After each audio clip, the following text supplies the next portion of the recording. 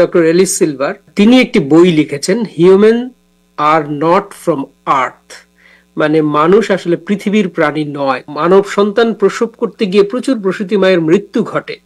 পৃথিবীর আর কোনো প্রাণীর তো বাচ্চা প্রসব করতে গিয়ে মায়ের মৃত্যু ঘটে না। এবং ধর্মবিশ্বাসী যারা, তারা কিন্তু ডক্টর এলিস সিলভারকে একেবারে লুফে নিয়েছে। তার মানে এই যে আমরা তো আমাদের ধর্মগ্রন্থে তো আছেই যে মানুষ আসলে বেহেশত থেকে আসছে কিংবা স্বর্গ থেকে আসছে, এই এই এই মাটি থেকে আস্তে আস্তে মানুষ গ্রো করে নাই ইভলিউশন থিওরির মধ্য দিয়ে। মানুষ এই গ্রহের প্রাণী নয়, এটা একটা মানে আশ্চর্য ধরনের খবর। মানে আমি জানি না কি তথ্য রয়েছে কাজী জহিরুল ইসলাম ভাইয়ের কাছে। এসেছে অন্য গ্রহ থেকে, অন্য দুনিয়া থেকে, অন্য জগৎ থেকে। আসলে কি জহির ভাই কি তথ্য দিচ্ছেন? থ্যাংক ইউ জহির ভাই। অনেক ধন্যবাদ সালাউদ্দিন ভাই। আমি আসলে মনোযোগ দিয়ে মঞ্জুর মোর্শেদ ভাইয়ের কথা শুনছিলাম, আমি ভুলেই গেছিলাম যে আমাকেও কিছু বলতে হবে। আসলে বিভিন্ন ধর্মগ্রন্থে তো আছেই, যারা ধর্ম অনুসরণ করেন তারা তো এটা বিশ্বাসই করেন যে স্বর্গ থেকে বা বেহেশত থেকে আদম হাওয়া একসঙ্গে, অ্যাডাম এন্ড ইভ বা আদম হাওয়া পৃথিবীতে নেমে আসছে। মানুষ ইভলিউশন থিওরির মধ্য দিয়ে যেভাবে বিজ্ঞান বলে যে প্রথমে শ্যাওলা, অ্যামিবা, তারপর আস্তে আস্তে আরো বড় প্রাণী, বানর টানর ইত্যাদি গল্প যেটা আমরা শুনি বিজ্ঞানের গল্প, তো সেটা তো ধর্মবিশ্বাসীরা মানে না। সম্প্রতি মানে আবার ধর্ম যেটা বলে সেটা বিজ্ঞানী বা কেন মানবে প্রমাণ ছাড়া?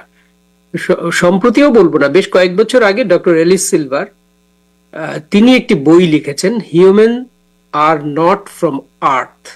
মানে মানুষ আসলে পৃথিবীর প্রাণী নয়, তারা অন্য কোনো জায়গা থেকে এসছে। তিনি আসলে এই বিষয়ের বিজ্ঞানী না, তিনি হলো ইকোলজিস্ট, মানে কি বলে প্রকৃতি বিজ্ঞানী। প্রকৃতি নিয়ে গবেষণা করেন, জলবায়ু নিয়ে গবেষণা করেন। তো এই বিষয়ে তিনি একটি বই লিখে ফেলেছেন এবং সেটি সারা খুব হইচই ফেলেছে। অনেকেই এটা জানেন, আর যারা এখনো জানেন না আমি জাস্ট একটু ধারণা দিব, আপনারা গুগলে সার্চ করে পড়ে নিতে পারবেন কিংবা বইটাও সংগ্রহ করে পড়ে নিতে। Very interesting. তিনি 53টি ফ্যাক্টর আইডেন্টিফাই করেছেন এবং তিনি লজিক দিয়ে, যুক্তি দিয়ে এবং কিছু সায়েন্টিফিক প্রমাণ দিয়ে বোঝাতে পেরেছেন যে মানুষ আসলে এই গ্রহের প্রাণী হতেই পারে না। মানুষই আসলে এলিয়েন। নাসা যেটা বলছে, স্টিফেন হকিংও বলেছে যে এলিয়েন আছে এবং একদিন মানুষ সেই এলিয়েনের খোঁজ বের করতে পারবে। ডক্টর এলিস সিলভার বলছেন মানুষই আসলে এলিয়েন, মানুষ এই গ্রহের প্রাণী না।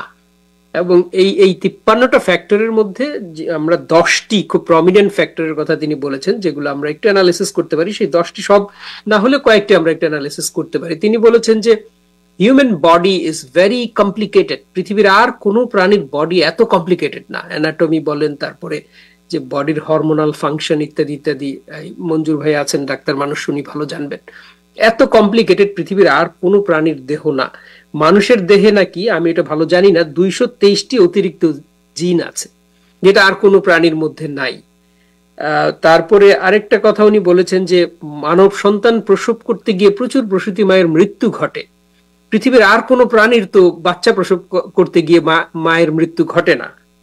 তো নিশ্চয়ই মানুষ এমন কোনো গ্রহ থেকে আসছে যেখানে এই ঘটনাগুলো ঘটবে না। তারপরে মানুষ খাবার দাবার, অন্য সকল প্রাণী প্রকৃতি থেকে খাবার সংগ্রহ করে এবং খায়। খাবারকে তাদের প্রক্রিয়াজাত করে খেতে হয় না। মানুষ সরাসরি প্রকৃতি থেকে খাবার সংগ্রহ করে খেলে হজম করতে পারে না। এটা কেন হবে? নিশ্চয়ই মানুষ এমন জায়গা থেকে আসছে সেখানে তারা এগুলো হজম করতে পারতো, মানে যে কোনো কিছু প্রকৃতি থেকেই তারা সংগ্রহ করতে পারতো। জলবায়ুর ব্যাপারটাও তিনি বলেছেন যে মানুষ প্রচন্ড শীতে বসবাস, মানে এই জামা কাপড় ছাড়া খালি গায়ে থাকতে পারে না, তাদের হিটিং সিস্টেম লাগে, জামা কাপড় লাগে। আবার প্রচন্ড গরম হলে তাদের এসি লাগে, জামা কাপড় কম, সংক্ষিপ্ত জামা কাপড় পরতে, এইভাবে অ্যাডজাস্ট করে চলতে অন্য কোনো প্রাণীর তো তা করতে হয় না। অন্য প্রাণীরা ঘন্টার পর ঘন্টা বৃষ্টিতে ভিজতে পারে, রোদে থাকতে পারে, তাদের কোনো ক্ষতি হয় না। মানুষ তো এটা পারে না। মানুষ ইজ ভেরি সেন্সিটিভ। তাহলে এমন কোনো জায়গা থেকে তারা আসছে, অন্য প্রাণী সূর্যের দিকে তাকালে কিছু হয় না, মানুষ সূর্যের দিকে তাকালে চোখ ঝলসে যায়।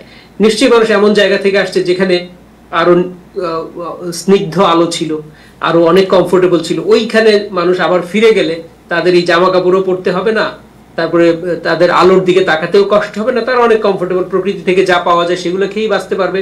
তাদের এত কষ্ট করতে হবে। মানুষের দেখেন কত অসুখ বিসুখ, ক্রনিক ডিজিজ হয়, তারপরে মেরুদণ্ডে ব্যথা হয়, এইসব কারণগুলো তিনি বলেছেন। অন্য প্রাণীর তো এগুলো হয় না। নিশ্চয়ই মানুষ, এখানকার মধ্যাকর্ষণ যে শক্তি সেটা মানুষের জন্য সুইটেবল না। এমন জায়গা থেকে তারা আসছে, সেখানকার মাধ্যাকর্ষণ শক্তি তাদেরকে এই বেনিফিট গুলো দেয়, যার ফলশ্রুতিতে তাদের মেরুদণ্ডে ব্যথা বা ক্রনিক ডিজিজ এগুলা হয় না। তো এইসব মানে কারণগুলো তিনি উল্লেখ করেছেন।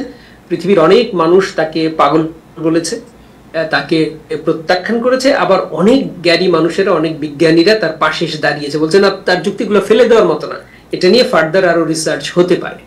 তা আমি আজকে বিষয়টা আমার কাছে খুব ইন্টারেস্টিং লেগেছে। আমি অনেকদিন ধরেই ভাবছিলাম যে টাইম টেলিভিশনে এই বিষয়টা একটু উত্থাপন করব।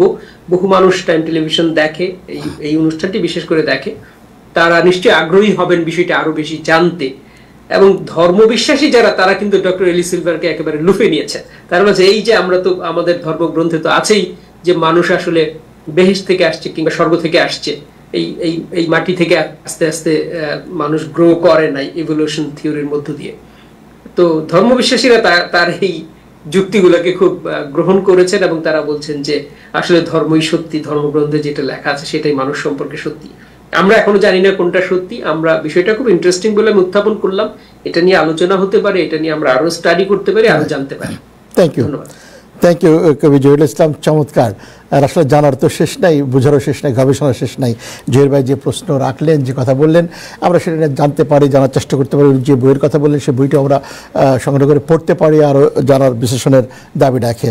জহির ভাই থ্যাংক ইউ, অনেক অনেক ধন্যবাদ চমৎকার উপস্থাপনের জন্য। সাথেই থাকুন।